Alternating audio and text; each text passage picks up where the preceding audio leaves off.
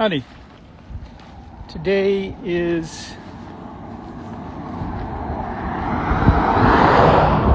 September 24th, 2022. And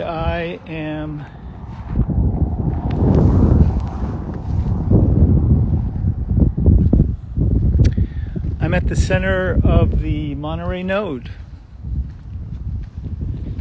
And I'm here because I felt it was important to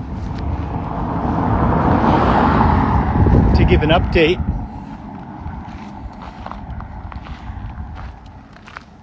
on what's been happening with the subtle energy field of the planet during the survey that I've been conducting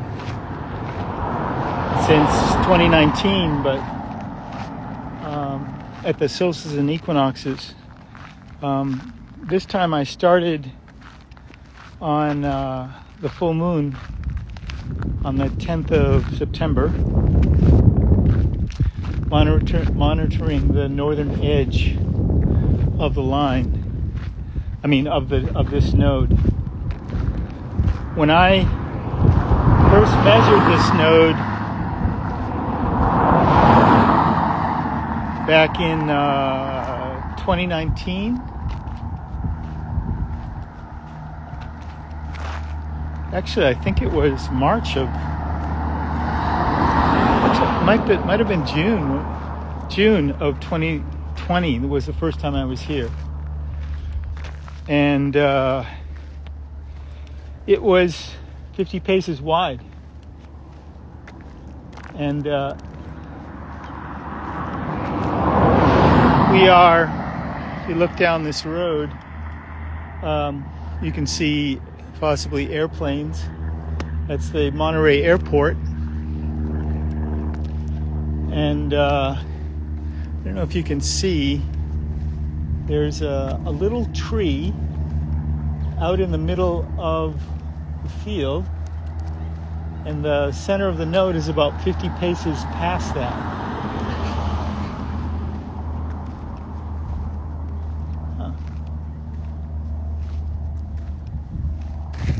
Interesting.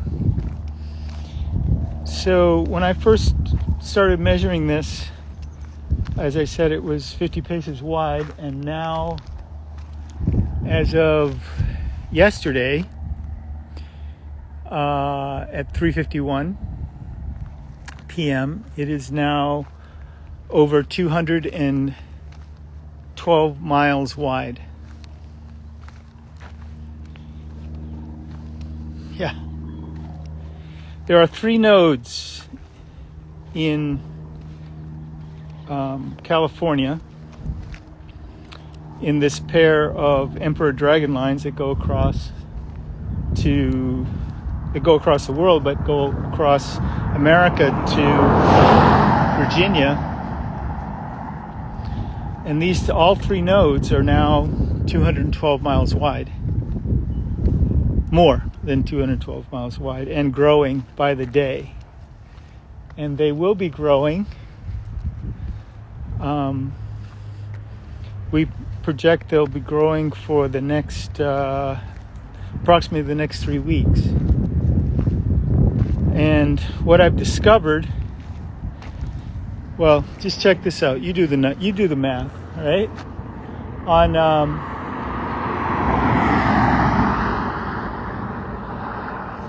On September 20th at 3:51 in the afternoon,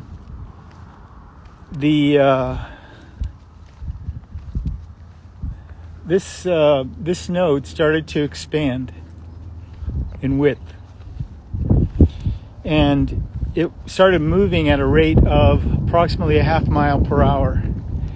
And in the first 24 hours, it moved 11.7 miles further north. That meant the whole node expanded, 23.4 miles wide, right? And then in the next 24 hours, it expanded 18.3 miles further north. That meant that the whole thing had expanded over, 36.6 miles, right? Further. And then in the next 24 hours, it expanded another 28 miles and some change further north. And at that point, it had been expanding. The expansion rate was, on the second day, it was 0.8 miles per hour. On the third day, yesterday, it was 1.2 miles per hour expansion rate. So you can see that it's not only is it expanding, but the rate at which it is expanding is accelerating by the day. On the first day, after I figured out what the initial expansion rate was, I made some projections, and by the end of the harmony period, when all the ley lines are, while all the ley lines are vibrating at the same frequency,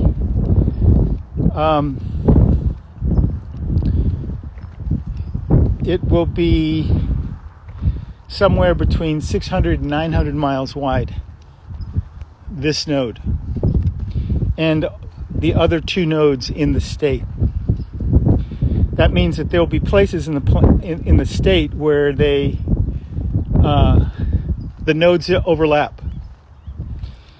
Places like San Francisco and Los Angeles and Sacramento. So a node is any place where two or more subtle energy lines cross. And as it happens, in all three of those nodes are made up of two solar generated lines crossing. And then in 2019, when this Emperor Dragon pair showed up on the planet,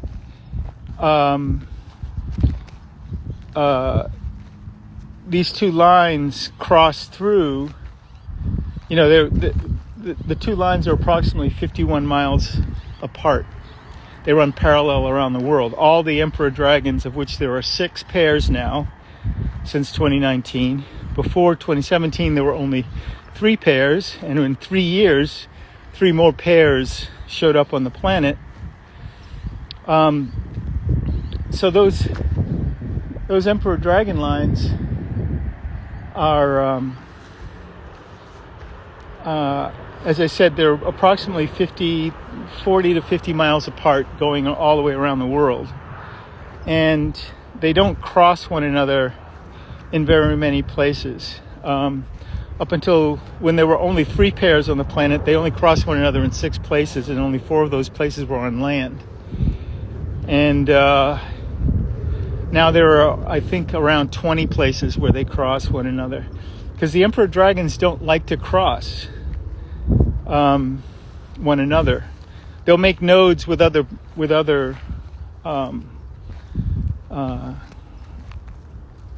subtle energy lines, like here. See, you see the little tree there? There it is. Where are we going? There we go. Jeez, doesn't want to get its picture taken. There is, just to the left of that little tree, is the center of the node. And so now there's an Emperor Dragon running through this field, going east and west, and it goes 7 miles to the coast and crosses the Pacific Ocean to the center of how do we get there? How do we? I seem very close. Okay. It crosses to Australia, actually, to the center of Australia.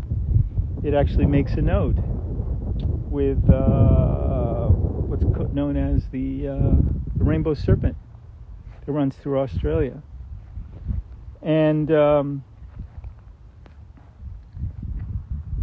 50 miles south of here is its twin, and it makes a node on top of a mountain above Jade Cove. And that's the first place I ever dowsed. It's the first thing I ever dowsed was that node. So in both places you have two solar generated lines with an emperor dragon running through it. And on the other side of the Sierras, there's another node in California that I think it's actually 4 solar lines come together, and this emperor dragon, the Monterey dragon, runs through it. So that one is actually the more powerful. And but like I said, before 3 weeks are up, most of the state is going to be covered by all 3 energies, all 3 nodes. All of the ley lines, all the emperor dragon lines are expanding. All 6 pairs all the way around the world. I call them, instead of pairs now, I'm starting to call them swaths of emperor dragon energy. The term emperor dragon, I think, comes from the Asian feng shui tradition. It's an easier handle. Sometimes we refer to them as EDs.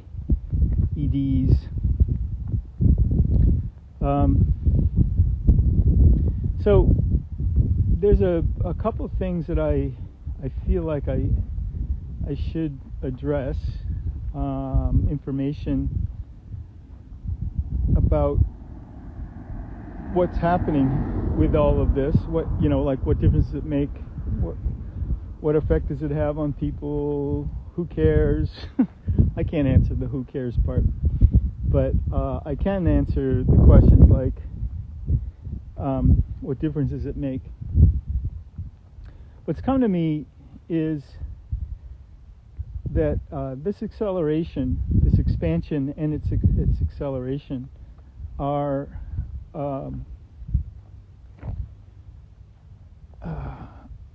it's an evolutionary step.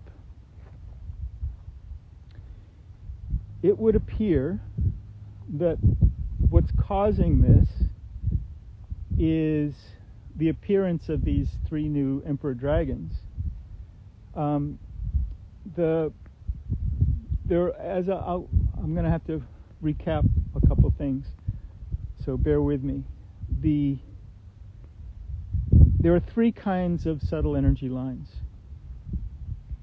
Those that are generated by the Earth, those that are generated by the Sun, and those that are generated by the galaxies in our galactic neighborhood.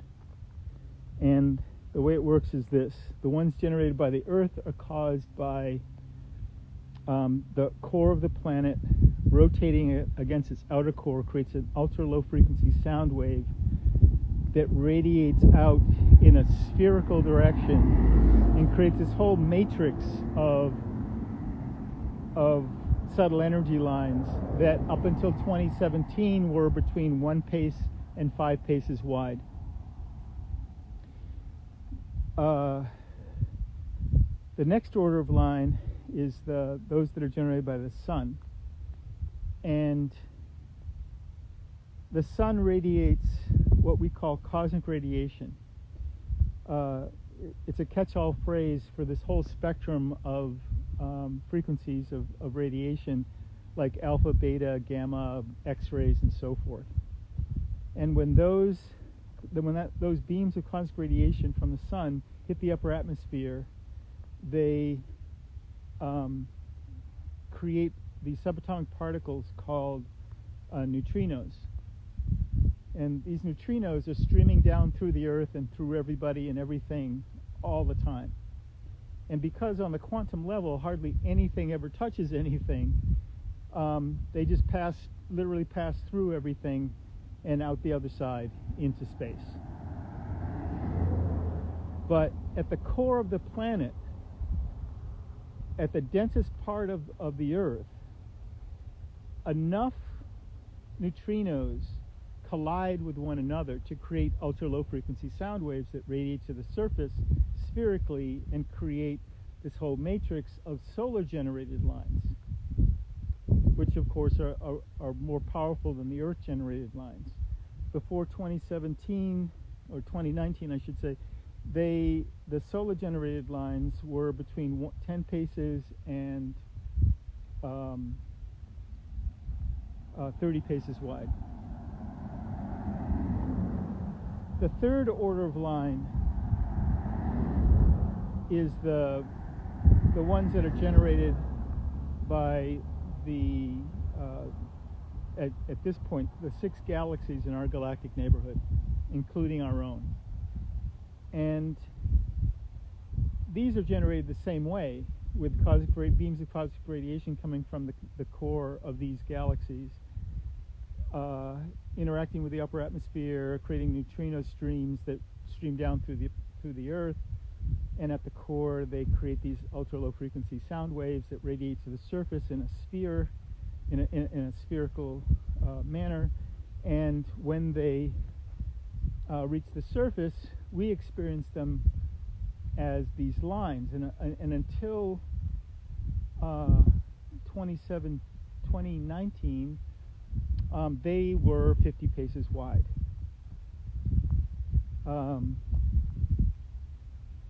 Up until 2019, they were 50 paces wide. And since then, they've been expanding. And in part because up until then, there were only 3 of them. And now there are 6 pairs. And the reason why these lines are happening is because wind is kind of picking up. The reason why this is happening is because it appears that the Earth and the solar system in general has been passing the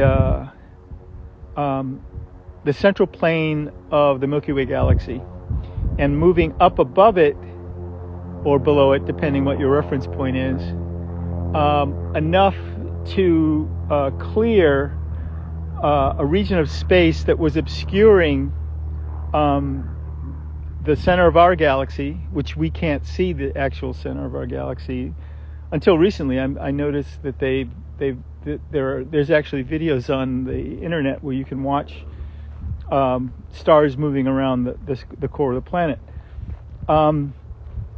The closer we were to the galactic plane, there was so much stuff between us and the center that you couldn't actually see it. And we still can't see it with the naked eye. In the coming centuries, we would be able to. But what's happening is that as the solar system gets enters into clearer space, these other galaxies, the beams of energy coming from them, can reach the Earth and the other planets in the solar system. And that's what's happening. The thing is, though, it hasn't peaked yet. We don't know how intense those beams are going to get. And I think it's one of the reasons why the expansion is happening is because as we get into clearer and clearer space, more of these neutrino streams can cause more of the cosmic radiation streams can cause more more powerful neutrino streams which can cause a heightened ultra low frequency sound wave. And so the combination of that and the fact that when these waves of energy come up through the earth and they reach the surface, most of it keeps going into the atmosphere, but some of it rebounds down through the earth, and some of it goes completely through everything and out the other side, but some of it rebounds on the other side of the earth, and some of it rebounds at the core of the planet.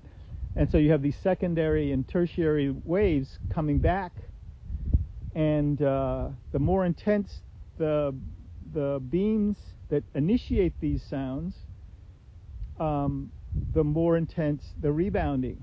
And so we're seeing this exponentially increasing rebounding process and a heightening of the intensity of the cosmic radiation beams in general. And the combination is what it appears, and that's my theory, is that that's what's causing this acceleration and expansion of the subtle energy field, and specifically the Emperor Dragon lines, which seem to be driving the whole system right now. And the reason why I say that is because this is a nice spot over here, some shade. The reason I say that is because when my friend Rory McQuestion, who we've been working together for over 20 years now on these sort of projects. He's a geologist, classically trained British geologist, and when he first started to look at, started to do measurements between 2008 and 2010, he did a survey of all the ley lines in his vicinity in southern England on a daily basis for a year and a half, and he was able to determine the basic character of the subtle energy field, and he identified these key moments when the whole field goes through these changes at the solstices and equinoxes. And at that time, what he observed was that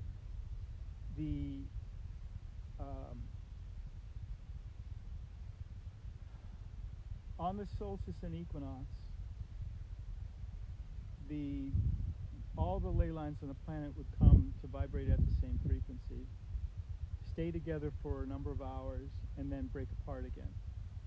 And when they did that, all of the faster moving ones, the earth-generated ones, would slow down, and the slower moving ones would speed up, the Emperor Dragons, and they'd kind of meet in the middle at the solar generated ones. Did I just screw that up? I might have.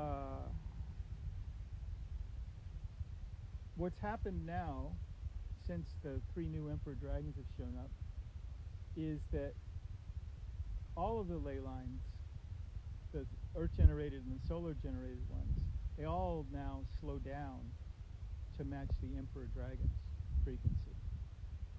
And the harmony period, the period in which they would stay together vibrating at the same frequency, whereas when he first started measuring 14 years ago, what he discovered is that the whole process would happen all in one day. And since then, they've started to, the harmony period itself has started to expand. So, first it was 1 day, then it was 2, 3, 5, 10 days of of harmony, and then last March, the harmony period lasted 15 days. And last June, it lasted 18 days. That's why we think that it will be at least 18 days this time. So, and 2 years ago, he gave me a prediction that by 2024, by the solstice of 2024, the harmony period would last year-round. And at the time, I couldn't see how that was going to happen, but now it's pretty obvious how that could happen. That's exactly where things are headed. Not only are the nodes going to stay open year-round, it looks like, but the whole planet is going to be covered by 6 layers of Emperor Dragon energy. And so that's what's up. I'm gonna get off now, and I'm gonna be heading down. I've been measuring. Spent about 2 weeks focused on the northern edge of this node, measuring it on a daily basis, sometimes hourly, to see what sort of movement would happen. And now I'm going to head down to the southern end of what I call the swath, the whole combination of both what were twins but now is all one thing. So I'll be checking the southern edge of the Big Sur node, which by my calculations is approaching Santa Barbara right now. And day after tomorrow will be as far as Oxnard, and before the end of the week we'll have reached Los Angeles, Venice Beach to be specific. So stay tuned. Thanks for watching. Thanks for paying attention. If you have any questions, don't be afraid to direct message me. And